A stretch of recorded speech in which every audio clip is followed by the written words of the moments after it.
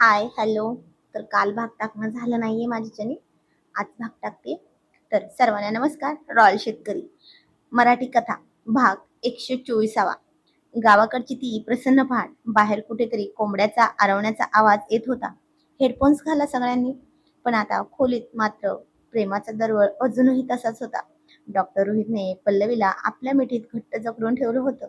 जिममध्ये कमावलेलं त्याचं पिळदार शरीर आणि त्यातील ती अफाट ऊर्जा रात्रीच्या त्या धुंदीनंतर आता कुठेतरी शांत होती.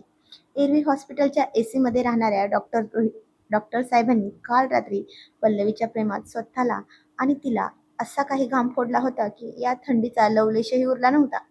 पहाटेच्या त्या गारव्यात रोहितनं पुन्हा एकदा पल्लवीला आपल्या मिठीत घेतलं होतं. पहाटेच्या त्या गारव्यात रोहितने पुन्हा तिला आपल्या मिठीत घेतलं. पल्लवीच्या अंगावरून आपल्या बोटांची जादू फिरवायला सुरुवात केली. पल्लवीला त्याच्या त्या अथांग प्रेमाची सवय लग्नाच्या पहिल्या रात्रीपासून झाली होती. तरीही ती लाजत म्हणली, "अहो, थांबा ना जरा. आधी मला सांगा, तुम्ही इथे नक्की कसे आलात हो?" रोहित तिच्या कानात हळूच कुजबुजला, "वेडी आहेस का? जिथे तू तिथे मी, कळलं का?" आणि पल्लवी लाजत म्हणली, "बरं बरं, कळलं हं बाबा आता. सोडा मला. फ्रेश व्हायचंय." ती कशीबशी स्वतःला त्याच्या विळख्यातून सोडून बाथरूम मध्ये गेली. पण तिथे गेल्यावर तिच्या लक्षात आलं की घाईघाईत तिने घरून येताना कपडे आणलेच नव्हते.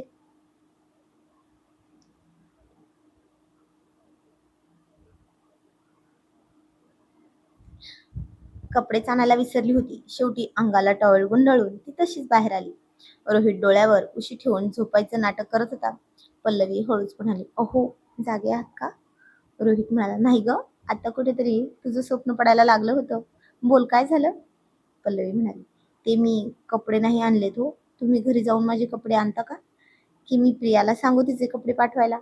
रोहितनं अचानक उशी भिरकावून दिली आणि एका झटक्यात पल्लवीचा हात पकडून तिला स्वतःकडे ओढली आणि एका राक्षसासारखं हसला. त्याची नजर तिच्या ओल्या केसांपासून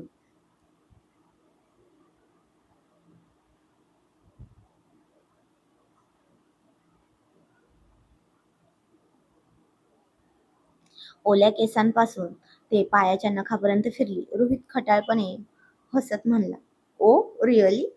कपड्यांची काय गरज आहे ग? या टॉवेल मध्ये तू कमालीची हॉट दिसतेस बेबी." त्याने हळूच तिला स्पर्श करत करत आपला हात वरवर नेला. पल्लवी शहारली आणि म्हणाली, "अहो, पण आता मी बाहेर कशी जाणार?" रोहित म्हणला, "मला जे हवंय ते जर तू दिले तर 2 मिनिटात कपडे हजर करतो." असं म्हणून त्याने तिच्या टॉवेलच्या गाठीला हात घातला. पल्लवीने त्यावर चटकन हातावर फटका मारला. पल्लवी म्हणाली, "बरं राहू दे. तुमचे कपडे तुमच्याकडेच. मी आहे तेच घालते जुने." कारण त्याला इतक्या सकाळी सकाळी काय हवं होतं हे तिला माहिती होतं. कारण असं खूप वेळेस तिने मागितलं होतं आणि तिने दरवेळी नकार दिला होता. पण आज जरा वातावरण वेगळंच होतं ना. कारण ती रूम कुणाची होती?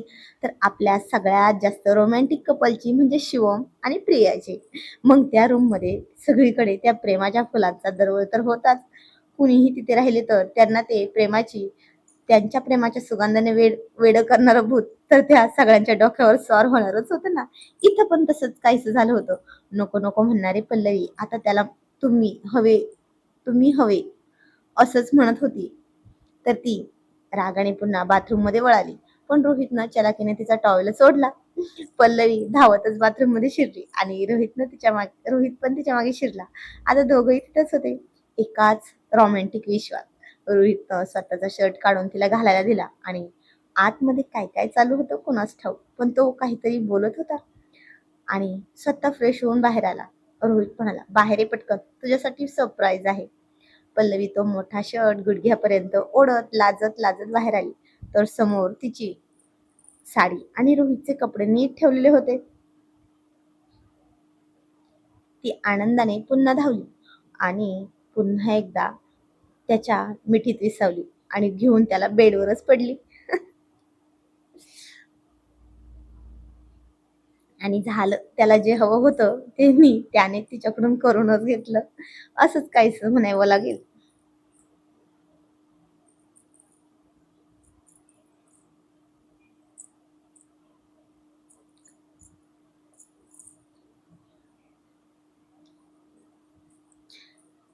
आणि त्याने हळूहळू तिची तिचा तो टॉवेल बाजूला काढायला सुरुवात केली आणि शर्टचे बटन खोलले आणि हळूहळू तो बोलत होता आणि ती हो हो नाही नाही म्हणत होती. तुमचं हे असंच असतं, जाऊ द्या. अहो जरा सावकाश ना, पल्लवी म्हणत होती. अहो बस ना आता, किती वेळा आणि काय काय केलंय तुम्ही रात्रीपासून? रोहित म्हणाला, का ग कंटाळीस का माझ्या प्रेमाला? पल्लवी म्हणाली, कंटाळले नाही हो, पण रात्री तुम्ही काय काय केलंय होतं आठवतंय का? कुठे काय असतं तुम्हाला माहिती आहे का? आणि तशी ती म्हणून लाजत होती. रोहित मिश्किलपणे हसला आणि म्हणाला, मग कसं वाटलं तुला? भारी वाटलं ना? पल्लवी म्हणाले, हो, पण असं का केलं हो? रोहित म्हणला, अरे बेबी, आपण सायन्स शिकलोय ना, त्याचा थोडा प्रॅक्टिकल फायदा करून घेतला, बस एवढंच. पल्लवी म्हणाली, हो का? मोठे आले शास्त्रज्ञ, मग असे कुठे पण ओठ टेकवणार का? आता मला सोडा, आवरू द्या.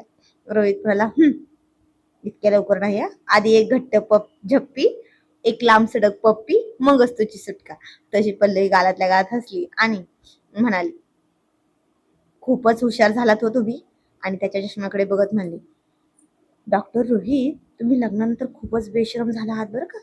चष्मेश कुठले घ्या आता. तिने प्रेमाने त्याला 2-3 किस केले गालावर आणि हळूच ढकलून देऊन ती हसत हसत आवरायला पळाली.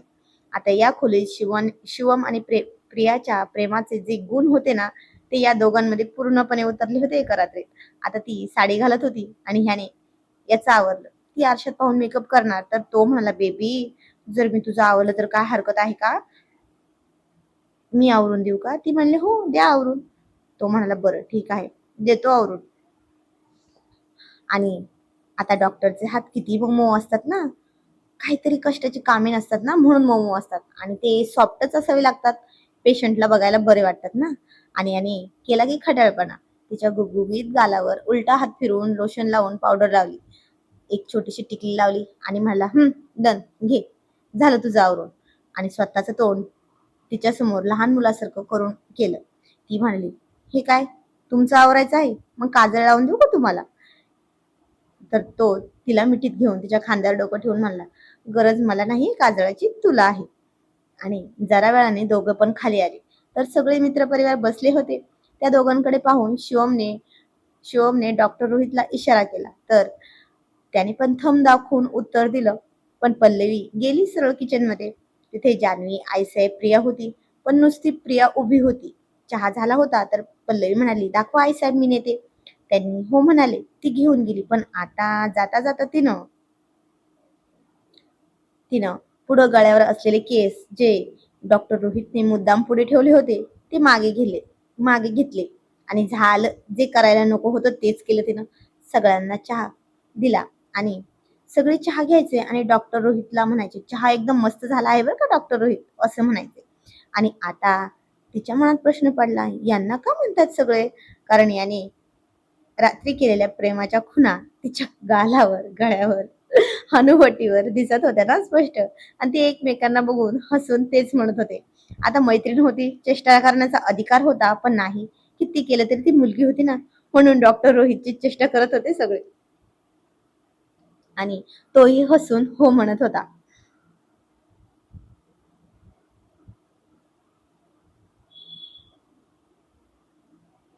आता ती तसाच तो ट्रे घेऊन किचन मध्ये आली तर जान्हवी प्रियाला ते पाहून खुणावली.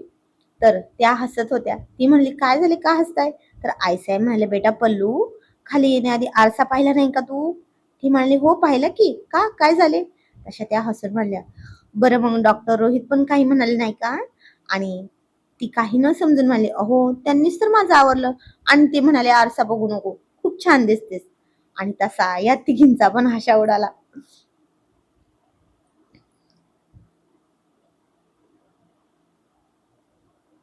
तर आता प्रिया तिला फोन मध्ये दाखवत म्हणली, हे बघ असं झालं आहे. तर जान्हवी म्हणली, अगं तुला माहितीये ना, तू कुणाच्या रूम मध्ये होती रात्री, मग त्याचा हा परिणाम आहे बरं का. त्यांनीच इतकी रोमॅन्टिक होऊन एकाचे 2 केलेत. तुम्ही तर त्या रूम मध्ये होता तर तुमचे एकाचे 3 होतील. तशी प्रिया लाजली आणि पल्लवी पण लाजली. तर आईसाहेब म्हणले, असू दे ग जान्हवी, मग आता नाही तर कधी होणार? असं म्हणून आमच्या वयात का? आणि तशा तिघी पण हसल्या. पुन्हा पल्लवी कप आणण्यासाठी गेली पण सगळी नजर डॉक्टर रोहितवर रोखली होती तिनं. आणि तो नजरेने कान पकडून सॉरी म्हणत होता. पण आता जाता जाता तिनं त्याच्या पायावर इतका जोरात पाय मारला आणि झालं. बायकोने मारलं म्हणून ओरडता पण येईना ना त्याला. तर आता तो म्हणाला, "एक मिनिट हं पाटील, आलोच." असं म्हणून दूर जाऊन पाय बघत म्हणला, आईच्या गावात ही पण ना किती जोरात पाय मारला मला. विचार अजिबात केला नाही. "हिला संध्याकाळी दाखवतो." असं म्हणून मागे वळणार इतक्यात पल्लवीने त्याला भिंतीवर दाबून म्हणली, "काय दाखवणार हो?" आता तो म्हणाला, "हे बघ, तू जरा दूर राहा, सगळे बघतायत." तर ती म्हणाली, "बघू देत ना. तुम्ही काय केलंय हे पण बघितलं आहे सगळ्यांनी." आता ती काय करते बघा, असं म्हणून मी पण काय करते बघा, असं म्हणून तिने त्याच्या ओठांवर चावा घेतला. पण आता तो काही कमी नव्हता बरं. ती चढाव तिच्यावरच भारी पडला आणि बाजी पलटली. तो जरा लांब होत म्हणाला, "पुन्हा बदला घ्यावा वाटला ना, तर मी घरीच आहे बरं का. मी वाट बघतोय, ये परत." असं म्हणून तिच्या गळ्यावर पुन्हा ओठ टेकवले आणि गेला. आणि अवाक होऊन ती त्याच्याकडे पाहत होती. तर त्याने पुन्हा जाताना एक फ्लाइंग किस दिला तिला. आणि ही वेडी नुसती हसून म्हणली, "बेशरम कुठले." आणि स्वतःच्या ओठांवरच ते रक्त जे त्याने आता बाईट करून काढलं होतं ते प्रेमाने पुसलं. आणि संध्याकाळ संध्याकाळी डोहाळ जेवणाची तयारी सुरू झाली. प्रियाला तर खूप छान नटवली होती. फुलांची ज्वेलरी घातली होती. सगळं घर खूप छान सजवलेलं होतं. पण सगळं घर मोगरा आणि गुलाबाच्या फुलांशिवाय कशानेच नव्हतं सजवलेलं. तीच फुलं होती. कारण प्रियाला आवडायची ना ते फुलं म्हणून. झोपाळा पण खूप छान सजवला होता. अस्मीला खूप दगदग कुणीही करू देत नव्हतं. पण ती प्रियासारखीच खाली बसून सगळ्यांना ऑर्डर सोडत होती आणि हवं नको ती बघत होती.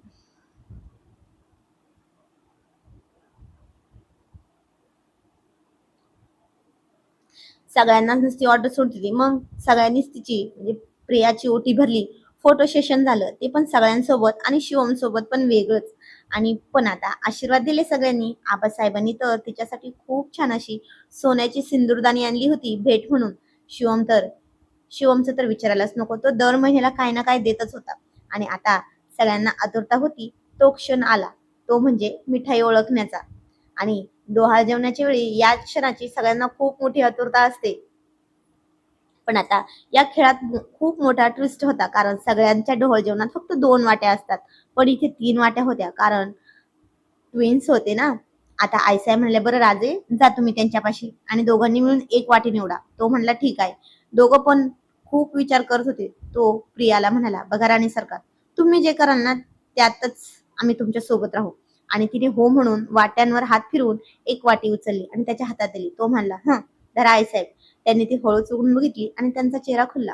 सगळ्यांनीच ते बघितलं आणि सगळे खूप खुश झाले. आबासाहेब म्हणाले, "बघा चिरंजीव, हां, तुमच्या पाटलींबाईंची निवड." असं म्हणून ती वाटी त्यांनी त्यांच्या हातात दिली आणि ते पाहून त्याच्या चेहऱ्यावर पण हसू उमटलं. तर प्रिया म्हणली, "अहो, बघू ना काय आहे." आणि ते बघून ती पण खूप खुश झाली. कारण त्यात होता एक पेढा आणि एक बर्फी, म्हणजे एक मुलगा आणि एक मुलगी. आणि झाले सगळे भलतेच खुश झाले होते. पण एवढा मोठा आनंद तो पण वाड्यावर कसा टिकेल ना. तेवढ्यात अस्मीचा फोन वाजला आणि तो तिनं घेतला. तर तिनं ते ऐकून स्वतःला जमिनीवरच झोकून दिलं आणि बेशुद्धच पडली. असं काय झालं असेल बरं त्या फोनमध्ये आणि कुणाचा असेल तो फोन? तर बघूयात पुढे. तर आता अस्मिता वाजलेला फोन आणि ती झालेली बेशुद्ध पाहून सगळ्यांना खूप भीती वाटत होती. पण आता डॉक्टर पल्लवीने तिला चेक केलं आणि शिवम तेवर काय झाले हे माहिती शिवमने आता काय झाले ते माहिती केले तिच्याच फोनवरून. आणि त्याचा पण काळजाचा ठोका चुकला. सगळेच पुरुष मंडळी लगेच हॉस्पिटलमध्ये धावले. डॉक्टर रोहित पण सोबतच होता. पण कंडिशन एवढी क्रिटिकल नव्हती. फक्त हातपायाला मार लागला होता आणि थोडक्यात सगळं बचावलं होतं. आणि हे सगळं केलं होतं विक्रम, जो 2 दिवसांपूर्वीच सुटला होता जेलमधून. आणि त्याने सगळ्यात आधी चैतन्यवरच वार केला होता आणि त्याचा अपघात करून आणला होता.